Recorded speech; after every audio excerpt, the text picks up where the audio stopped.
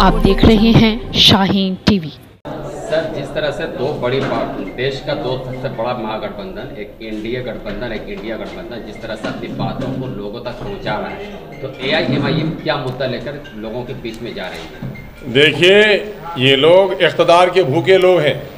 इनकी लड़ाई इक़्तिदार के लिए है। ये अपने दल छल की बुनियाद पर लोगों को फुसला रहे हैं, बहका रहे हैं, भटका रहे हैं कि इक़्तिदार उनका बाकी रहे, इक़्तिदार उनको हासिल हो जाए। एमआईएम इन चीज़ों से बेनियाज होकर पूरे मुल्क के मजलूम लोगों के इंसाफ दिलाने की बात करती है। और इस वक्त सीमांचल में मेरी पूरी लड़ाई सीमांचल के हकमारी के ख़िलाफ़ बिहार के मजलूमों की आवाज़ बनने की है। हम इक़्तिदार की हवस नहीं रखते, बल्कि इस मुल्क में ज़ाब्ते की हुक्मरानी हो, जो कानून की हुक्मरानी हो, दस्तूर की हुक्मरानी हो, हम उसकी कोशिश कर रहे हैं। और हर शहरी को उसका जो माकूल मकाम है वो मकाम दिया जाए। हम उस बात की लड़ाई लड़ रहे हैं। जिस तरह से तेजस्वी यादव दावा करते हैं मुसलमानों के वोटों का एम-वाई समीकरण, कांग्रेस भी मुसलमानों के वोट पे पूरा अपना हक दावा करती है और वो कहते हैं राहुल गांधी कि मैं मोहब्बत की बाज़ार में नफरत की दुकान खोलूँगा, तो क्या एआईएमआईएम अपने वोटरों को यह बात समझा पाएगी? देखिए, हमारे वोटर अभी बहुत बेदार हो गए हैं।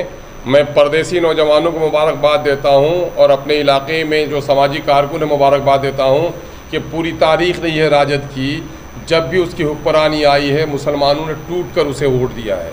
जितने भी वोट उसमें हासिल किए हैं 40% वोट उनको दिया है। लेकिन ये बताया कि आज बिहार में वो कितने लोगों को टिकट दिए हैं। बिहार में सिर्फ 2 लोगों को टिकट दे करके माइनॉरिटी के लोगों को औकात बता दी है कि तुम्हारी औकात क्या है। 2015 में महागठबंधन की हुकूमत बनी थी, मुसलमानों ने 18% वोट दिए थे और गैर मुसलमानों के उनके 23% वोट मिले थे।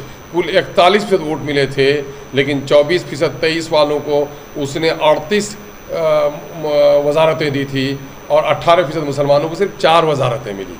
उनके 25 वज़ीर बने, वज़ीर आला उसी के बने, नायब वज़ीर आला बने उनके।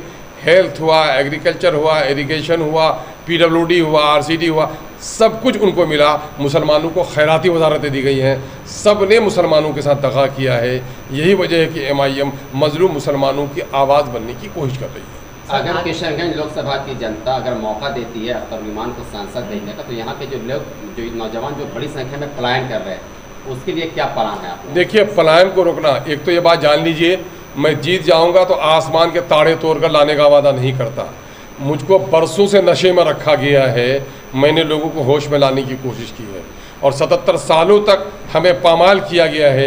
यकीन है कि वक्त लगेगा, लेकिन मैं बड़ी जिम्मेदारी के साथ अपने फ़र्ज़ की अदायगी के लिए, अपने लोगों के हकूक़ के लिए और यहाँ रोज़गार के मौक़े फ़राहम हो, तालीमी इदारे कायम हो, सेहत के मराकज़ कायम हो, इसकी पूरी ईमानदाराना कोशिश करूँगा। यहाँ के नदियों के कटाव, यहाँ के पुलों की तामीर, यहाँ सड़कों की तामीर, ये मेरी पुरानी लड़ाई है। मैं अपने फ़र्ज़ की अदायगी करूँगा, मैं यही वादा करता हूँ। सर, आखिरी सवाल, एआईएमआईएम के लिए चुनौती क्या है? इंडिया गठबंधन या एनडीए गठबंधन? नहीं, मैं तो ये समझता हूँ कि मेरे लिए इस वक्त कोई चुनौती नहीं है। आवाम की जो नौजवानों के जोश और जज्बे देख रहा हूँ, बूढ़ों के पेशानी पे जो एतमाद देख रहा हूँ, गलियों में माँओं बहनों को जिस अंदाज से उनके नारे देख रहा हूँ, उनकी दुआएं देख रहा हूँ, मुझे अभी यकीन होने लगा है कि ये महागठबंधन और ठगबंधन ये लोग अपने साथ लड़ेंगे और इस बार इंशाअल्लाह किशन की आवाम मुझे खिदमत का मौका ज़रूर देगी।